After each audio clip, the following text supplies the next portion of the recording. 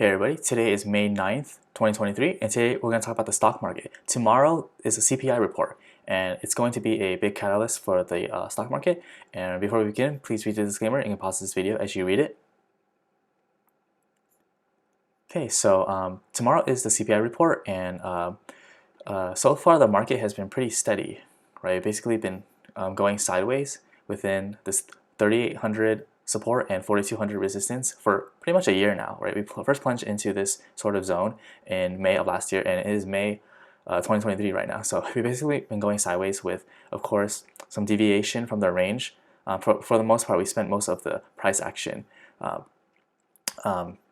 within this range, right? So, and we talked about how as we came close to this 4,200 range, we would face resistance, right? Of course, we had strong resistance in February earlier this year, right? And of course, just a couple sessions ago, we had another resistance levels, which we came down, right? But we also, as of last Friday, we've been on a nice rally, right? Last Friday, we had the jobs report, which was more positive than expected, and unemployment actually went down. And so that shocked the market to going up. But there's also worry that the Fed might use that as an excuse to continue raising rates, right? If the economy is still going strong, that means there's more leeway to potentially raise rates if inflation is still high. And so that's why tomorrow's CPI report is really important, because if inflation is still high and we had a strong job report last Friday, then the Fed might have more room, more leeway to actually raise rates higher, which is going to put more downward pressure on the stock market. Now, I did say that a couple of weeks ago, that if we do have a pullback following the 4,200 resistance, there's still support levels down here, right? These moving averages, the 50, 100, and 200-day moving average. Also, we have some gaps that we haven't filled yet. So this could provide some strong support if we do pull back, and it wouldn't be out of the ordinary, since we've basically been ranging in this 3,800 and 4,200 range for a year now, right? But the important thing is, if we do have a pullback, the important thing is that we hold these levels, right? We don't break below these levels that I'm highlighting now, because even though the market has been going sideways, we've actually been making higher lows, which is a good thing, right? And when we have higher lows and a ranging market, and we aren't able to break resistance, we basically have what we call an ascending triangle, right? Where we just basically sidestep slowly up, right? And eventually there's going to, like a spring, it's going to explode higher, if that is to be the case. However, if we take out these lows, then if we come down and we just crash and take out this low, then of course that's going to invalidate that thesis, right? So the most important thing is that, and this happens to be not only on 3,800, this previous swing low is not only our 3,800 resistance level, it's also the Fibonacci, support level, but also the Fibonacci support level here. So a lot of confluence of support. But before we get there, we're going to have to break through this support level of these moving averages and gaps. And I think that the fact that we've been moving sideways for a month now, this is April, right? And we haven't been able to take out 404, this is SPY, right? The ETF that tracks the S&P 500. If we're able to hold this, if we come down, if the CPI report is really bad, if the inflation is still really high tomorrow, we might see the market just tank. And there is a gap over here that we had on last Friday with the positive jobs report. So it is possible that we come down, but as long as we hold these levels, I think that we should be fine. It's only when we break below the 200-day moving average and then below 380 or 3,800 on the S&P, this Fibonacci support level, that we're going to start to worry. But that's probably more near in the future, so we don't have to talk too much about that now, because we'll have some time to react before that happens, right? But so yeah, that's what I'm seeing for the short term. Of course, the main catalyst is going to be the CPI report tomorrow. So I will have a chart update on Thursday, and then another video update next Tuesday to talk about the implications of the CPI report tomorrow. That comes out tomorrow. So right now the stock market is currently in greed zone in terms of sentiment. So we do have quite a room to go down if the CPI report is hotter than expected, right?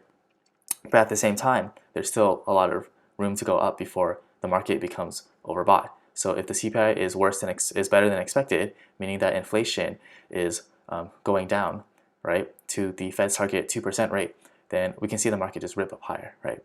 And right now, the predictions for our April CPI report that is coming out tomorrow is we are expected to show a 5% increase in inflation from a year ago.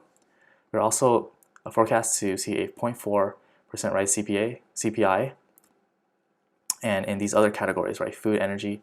So basically, the market is expecting and pricing in still higher inflation rate and probably a small bounce in inflation rates from a month ago, right? So as long as we don't have higher than expected inflation, we shouldn't see the market react too negatively. If we just see inflation rise significantly, then that could spell more trouble, because then the market is going to predict that the Fed is going to raise rates even more to try to get inflation down to 2%, right? And we're already at 5%, just over 5% in interest Fed funds rate, right? So that's definitely something that the market is worried about. And not only that, we have sort of the debt crisis thing that is looming near the end of June. Sometime in June, we're going to have potential default on our debt if we're not able to raise the debt limit. So that's something that's happening in Congress right now. That could be another potential negative catalyst for the market. But those things are usually resolved. It's just done in the last minute. So the market might be a little jittery around then, right? Something else that I've talked about is that we've seen the volatility come down quite a bit over the last few sessions, right? And I talked about how we saw 6 consecutive weeks. So I said in a previous video that I would not be surprised if we saw, usually when we have this many red weekly candles or in a row of volatility coming down, we tend to see a bounce, right? A snapback. So it could possibly be the case that tomorrow CPI, if it's higher than expected, we might see a big spike in volatility, which of course would put downward pressure on the stock market. Over here, right? And like I said, these moving averages are going to be very important. Moving averages, these gaps right here, last Friday, and also these gaps in the month of March, right, are going to be important. If we do have a pullback, we definitely want to see these moving averages and these gaps act as support, and also we want to if we're able to hold these levels as support, we'll be making another higher low, right, and thereby strengthening the thesis that this is an ascending triangle formation that could possibly lead to a massive breakout to all-time highs, right? But of course, we have to wait until tomorrow's CPI report, and I will definitely update you on Thursday with a chart and my Twitter page, EddieLux_. Please follow me on Twitter, and I will definitely make a video next Tuesday talking about what tomorrow's CPI report will have impact, what that'll have on the technical analysis going forward, and what the Fed might do in the next meeting. Okay, that's it for today. Thank you for watching this video. If you found it helpful, useful, or informative, please like this video, leave a comment below, and subscribe for updates. I appreciate all your support. Thank you again, and have a great day.